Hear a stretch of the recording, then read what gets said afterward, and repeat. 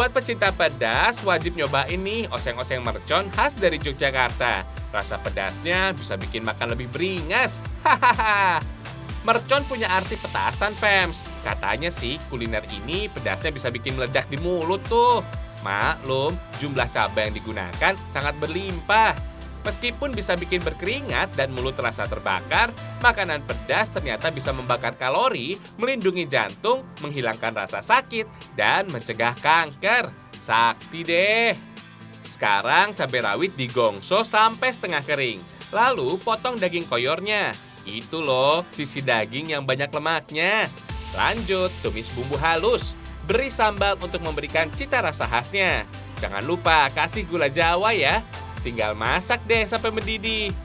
Fams, makan hidangan pedas katanya bisa bikin kecanduan loh. Penyebabnya adanya senyawa yang bisa merelaksasi otak untuk terus menyantapnya.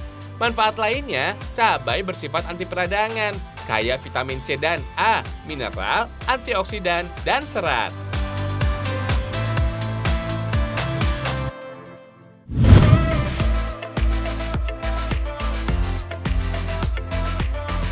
Nasi jambar kunyit khas Bengkulu berbeda loh. Daging ayamnya empuk, lebih berempah, gurih, dan aroma kunyitnya kuat, fams. Dijamin bisa meningkatkan nafsu makan. Fams, nasi kunyit ini juga punya nilai kearifan lokal. Katanya, ayam yang diletakkan terlentang menjadi simbol keikhlasan dan keterbukaan. Kalau nasi yang beralaskan daun pisang menjadi harapan atas kerukunan dan kedamaian. Harmonis banget ya. Kunyit menjadi bahan utama untuk membuat nasi jambar kunyit. Beras ketan harus direndam bumbu kunyit dulu ya, fams. Jangan lupa siapkan ayam kampung. Untuk bumbunya ada parutan kelapa, cabai giling, bawang putih, dan berbagai rempah. Biar praktis, bumbu dihaluskan dengan blender, fams.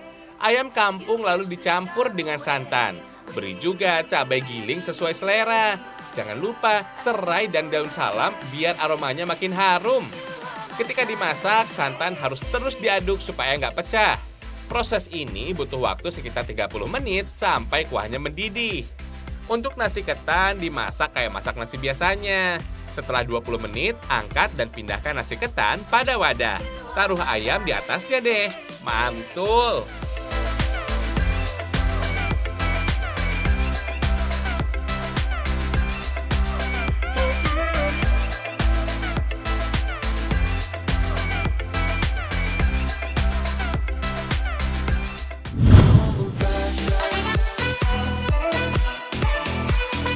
Kuliner Minang nggak ada habisnya nih. Kalian jangan kelewat menyantap gulai ikan gariang ya. Rasanya mantap. Daging ikannya tebal dan gurih. Pantesan cocok diolah jadi gulai khas Minang. Dijamin kalian nggak bisa berhenti ngunyah. Fams, gulai sudah menjadi menu favorit di Sumatera Barat setelah rendang. Ikan yang dipakai untuk mengolah gulai gariang ini berasal dari Lubuk Larangan. Jadi hanya waktu tertentu saja ikan bisa dipanen. Oh iya, sisik ikan ini jangan dibuang. Soalnya rasanya enak dan empuk di lidah. Nah, bumbu gulai yang dipakai sudah lengkap nih. Ada kincuang, cabai halus, batang serai, dan daun kunyit.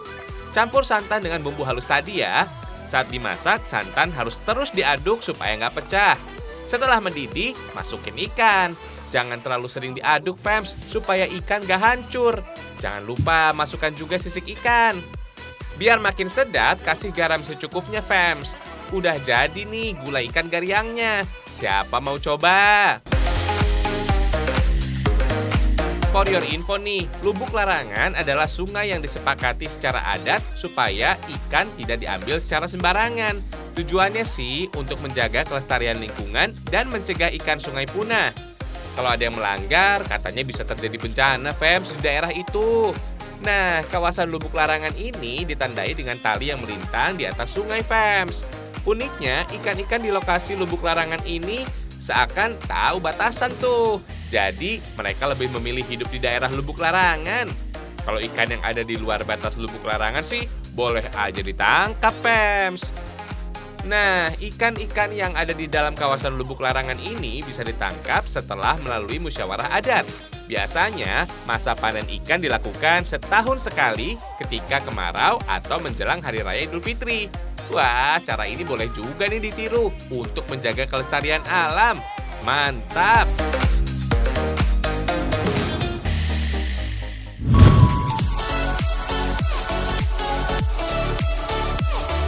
Kalau lagi liburan di Labuan Bajo, Manggarai Barat, wajib nyobain nih kepala kuah ikan asam. Rasa kuah asamnya enak di lidah. Bumbu-bumbu yang digunakan bisa dibilang sederhana. Cuma bawang merah, cabai rawit merah, tomat, dan serai. Nggak perlu diulek, bumbu cukup diiris tipis aja. Biar cepat matang dan bumbu meresap sempurna, kepala ikan dibelah menjadi 2 bagian, Pems. Lanjut, tumis bawang merah sampai harum dan berubah warna. Masukin deh semua bumbunya. Ada kunyit, air, asam jawa, garam, dan gula. Tinggal masak sampai matang. Untuk rasa asam sengaja dipilih asam jawa. Katanya sih biar kuahnya tetap bening. Masukin deh kepala ikan tadi. Jenis ikan yang dipakai ini bisa menyesuaikan selera kok. Mau pakai kepala ikan kerapu atau kakap juga boleh. Rasanya dijamin juara deh. Di sini sajian berbahan ikan selalu jadi favorit, Fems. Selain jumlahnya berlimpah, ikannya juga masih segar tuh. Jangan heran ya kalau tempat pelelangan ikan di Labuan Bajo ini nyaris tak pernah sepi pembeli.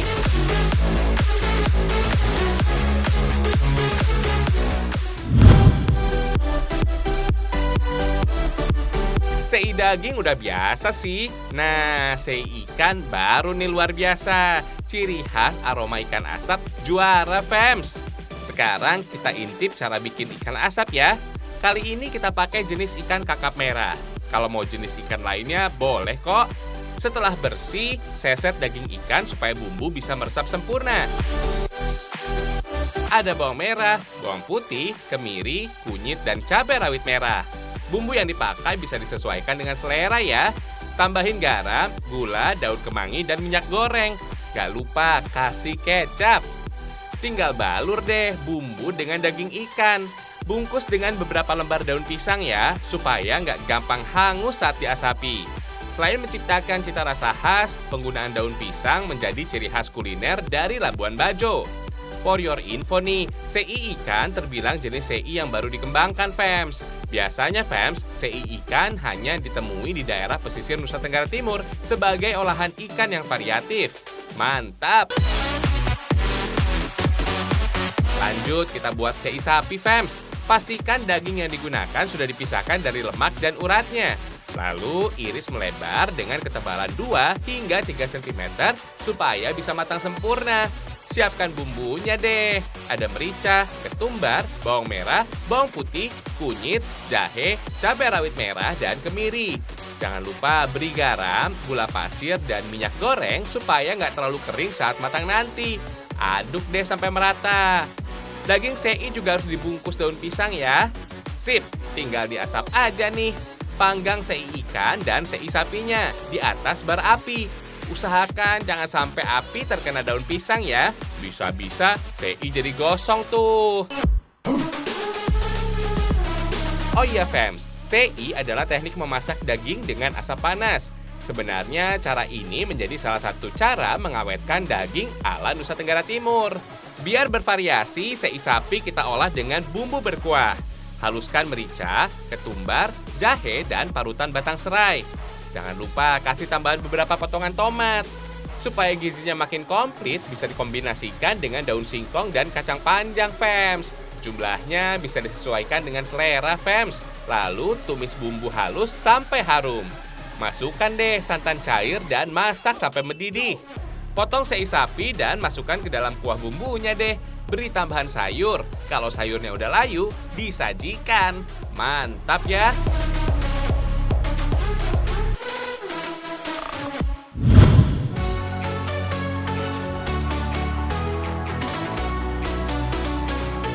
Dari Kabupaten Poso ada olahan ikan yang berbeda nih, namanya Arogo Onco. Kuliner ini dibuat dari ikan sogili alias sidat. Cita rasanya asam pedas dan segar.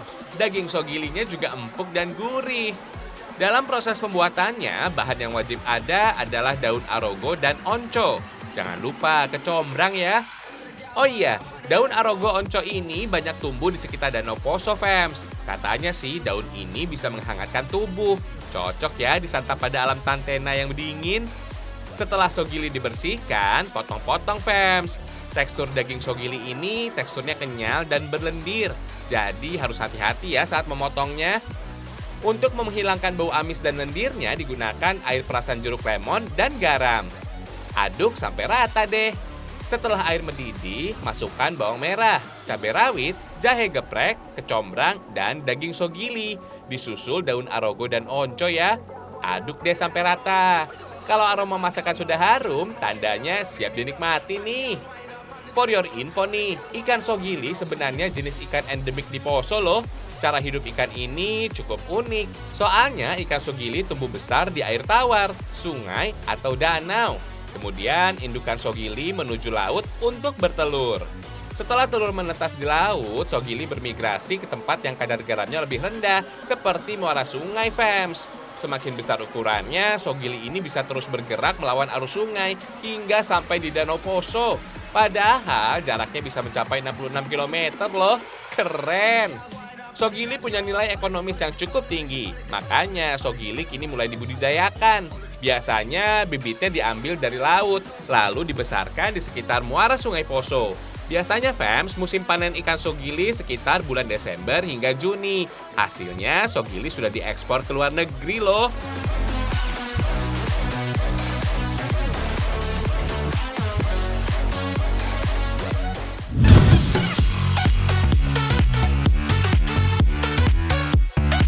Dari Kabupaten Jombang, Jawa Timur, kita nikmati kare paru kulit biji kopi. Dijamin nikmat, Fems. Rasa pahit biji kopi berpadu dengan gurihnya paru. Mantap! Katanya sih kulit kopi ini kaya senyawa polifenol yang bisa mencegah diabetes. Bumbu yang dipakai untuk hidangan ini masih sama dengan kare pada umumnya. Ada jahe, cabai rawit, kemiri, bawang, batang serai, terasi, sampai santan. Paru sapi dan biji kopi muda jangan sampai ketinggalan ya. Rebus buah kopi dulu, biar gampang diambil kulitnya. Lalu haluskan bumbu. Nah, ini dia buah kopi yang udah direbus. Hasilnya jadi agak lembek kayak gini. Ambil deh kulit kopinya. Lanjut, tumis bumbu sampai matang dan harum. Tambahkan serai geprek, daun salam, daun jeruk, lengkuas, paru sapi, kulit kopi, dan santan. Kalau sudah mendidih, tandanya siap disajikan, Fems. Oh iya, Indonesia dikenal sebagai penghasil biji kopi terbaik di dunia. Gak heran kalau negara kita punya beberapa jenis kopi yang mendunia. Misalnya, kopi Aceh Gayo, Toraja, Kintamani, Jawa Barat, Papua, dan Sumatera. Kalian udah pernah coba belum?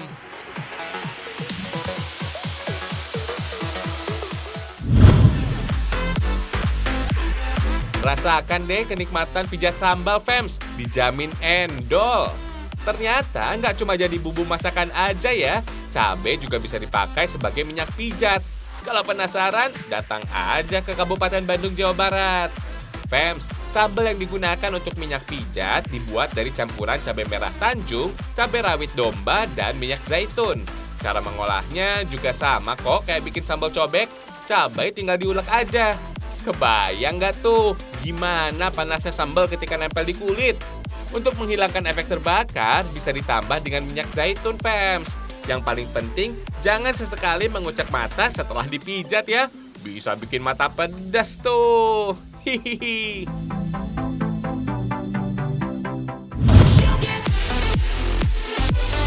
Kenalin ya, ini kudapan khas dari kota Parapat, Sumatera Utara. Namanya dolung-dolung andaliman. Cita rasa pedas getir dari buah andaliman berpadu dengan parutan kelapa dan gula merah. Sedap di lidah. Sebelum diolah, andaliman harus ditumbuk dulu. Lalu campur tepung beras. Setelah diaduk rata, masukkan parutan kelapa. Kalau adonan mulai padat, kasih irisan gula merah. Biar manis kayak kamu. Hahaha. Setelah dibentuk bulat, bungkus dolung-dolung dengan daun bambu, Fems. Lalu kukus deh selama 30 menit sampai matang. Sajikan deh. Oh iya, Fems, andaliman menjadi bumbu andalan masyarakat Sumatera Utara. Rasanya pedas dan getir. Bagi masyarakat setempat, masak tanpa andaliman bagai makan sayur tanpa garam. Hambar, Fems. For your info nih, andaliman sebenarnya masuk dalam golongan jeruk-jerukan. Dikenal juga dengan julukan merica Batak, fams. Tanaman dengan nama latin Xanthosillum acanthopodium ini kaya akan vitamin C dan E loh, ampuh menjaga daya tahan tubuh. Jadi biar ukurannya kecil, manfaatnya nggak bisa dianggap enteng. Andaliman yang sudah dipetik sebaiknya berwarna hijau dan merah saja. Buah andaliman yang terlalu matang biasanya rasanya agak pahit. Saat panen andaliman juga harus hati-hati, soalnya ada duri di sepanjang batang, ranting sampai daunnya. Biar aman, potong beberapa ranting supaya tangan gak tertusuk duri. Nah, andaliman sudah siap diolah nih.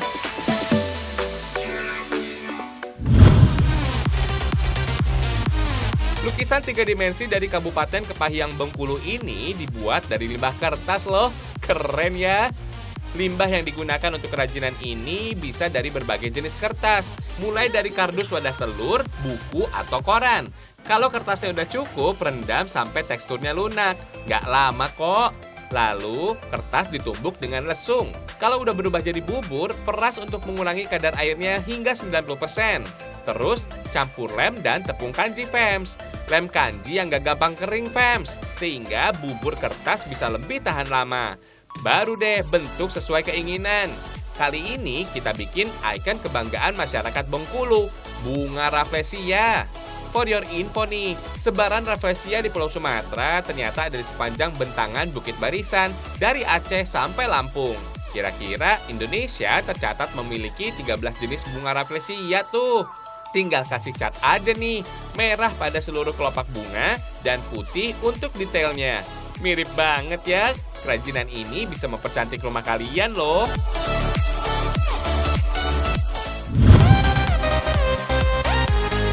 Waktunya jalan-jalan nih. Kali ini kita ke Danau Poso ya.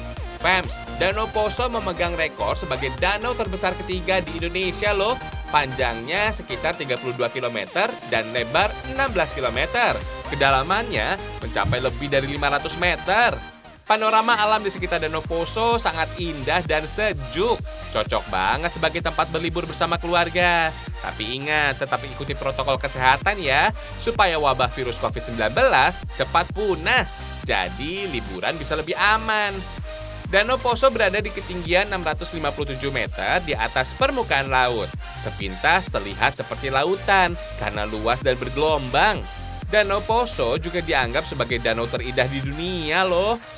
Kalau kalian kesini, wajib banget keliling dengan kapal motor untuk menikmati keindahan alamnya. Lokasi yang paling menarik untuk didatangi, jejeran batu alam yang terlihat seperti batu karang, fams. Keren dan unik banget deh. Fams, Danau Poso juga terdapat pasir yang menyerupai pantai. Lokasinya ada di wilayah Siuri. Tuh, lihat, ada 2 jenis pasir di tepian Danau Poso ini, fams. Pasir putih dan kuning keemasan. Kalau kesini, paling enak menikmati angin sepoi-sepoi di atas hammock. Seakan semua beban pikiran terasa sirna. Alamnya indah dan bikin betah berlama-lama. Asyik deh. Hihihi.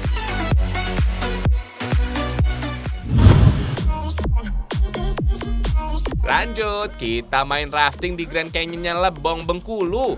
Katanya, fams, kegiatan arung jeram di Lebong mulai menggeliat sejak tahun 2015-an. Dari 36 daerah aliran sungai yang ada, Sungai Ketahun ini yang paling cocok untuk arung jeram karena arusnya yang deras. Oh iya, sungai di Kecamatan Rimbo Pangadang ini terbagi menjadi 2 jalur. Ada jalur wisata dan olahraga. Untuk jalur wisata, Sungai Ketahun ini masuk dalam kategori grade 3 sampai grade 4. Sedangkan kategori sport masuk dalam kategori grade 2. Fams, sejarah arung jeram di Indonesia dimulai sekitar awal tahun 1970-an dengan istilah olahraga arus deras atau ORAD. Bangkitnya olahraga arung jeram di Indonesia dipicu adanya kejuaraan nasional arung jeram di Sungai Ayung, Ubud, Bali pada tahun 1994. Pemandangan tebing tinggi di sepanjang sungai bikin keren deh, kayak lagi di Grand Canyon sungguhan. Hihihi. Kalau sudah puas main air, wajib isi perut ya, biar nggak masuk angin. Wow, menu yang disajikan ikan putih, fams. Favoritnya warga Lebong nih. Dagingnya gurih dan manis, fams. Bisa nambah berkali-kali.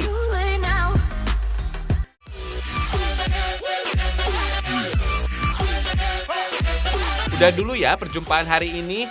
Ragam Indonesia, satu Indonesianya, berjuta kekayaannya. Sampai jumpa.